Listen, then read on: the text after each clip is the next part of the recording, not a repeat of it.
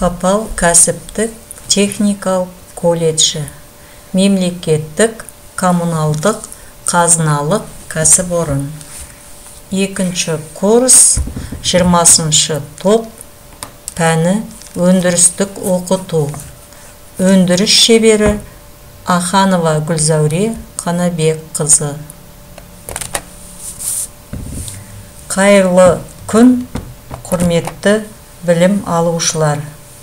Бүгінгі өтетін өндірістік сабағымыздың тақырыбы сұйық ботқа, сүтте піскен күріш ботқасы. Сабақтың мақсаты сусымалы сұйық күріш ботқаларының пісіру әдістерін үйрену.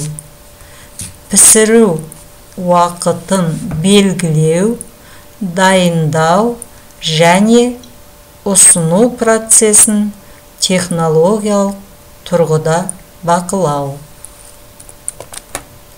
Критерий: тағам сапасына қойылатын талаптарды біледі, ұсыну ерекшеліктерін ескереді, үлестірген технологиялық картаны дұрыс пайдаланып, дайын тағамдарын қорғай алады.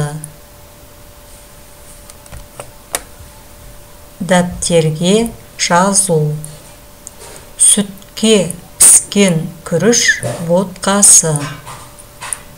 Жылы сумен жуылған күрішті қайнап жатқан ыстық суға салып, 8-10 минут қайнатады.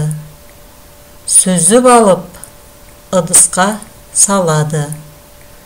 Содан соң үстіне ыстық сүт құйып, баяу отта 15-20 минут пісіреді.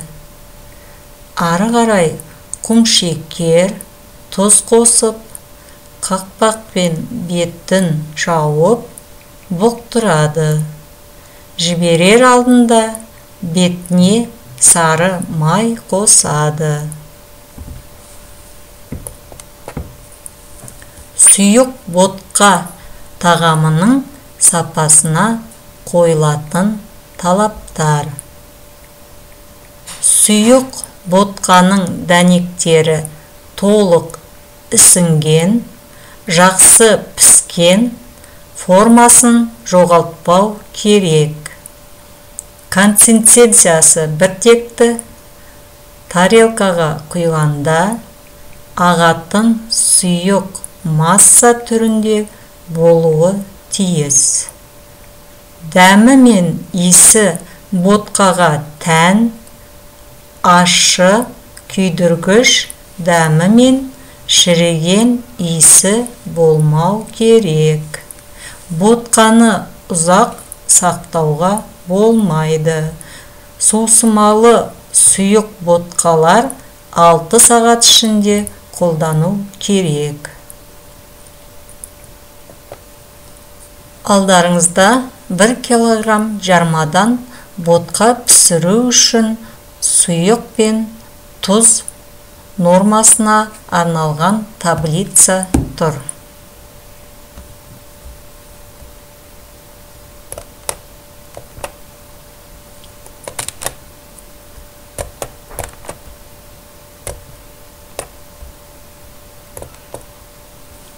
Тақырып бойынша сұрақтар.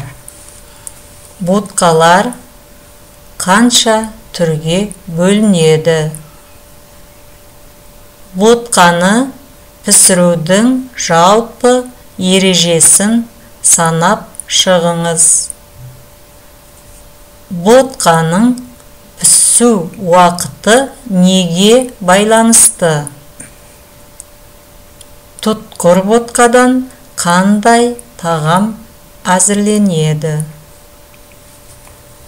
Дайын ботқалардың температурасы қанша градус болу керек? Сусымалы ботқаларды қанша уақыт сақтау керек? Жарманың құрамын анықтаңыз.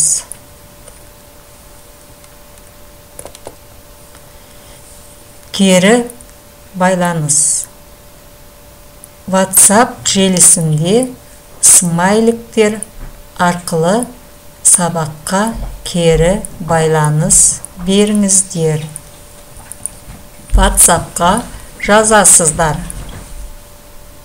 Барлығы түсінікті болса, бірінші смайликті қоясыздар. Сұрағым бар, екінші смайликті қоясыздар. Мен мүлдем түсінбедім, үшінші смайликті қоясыздар.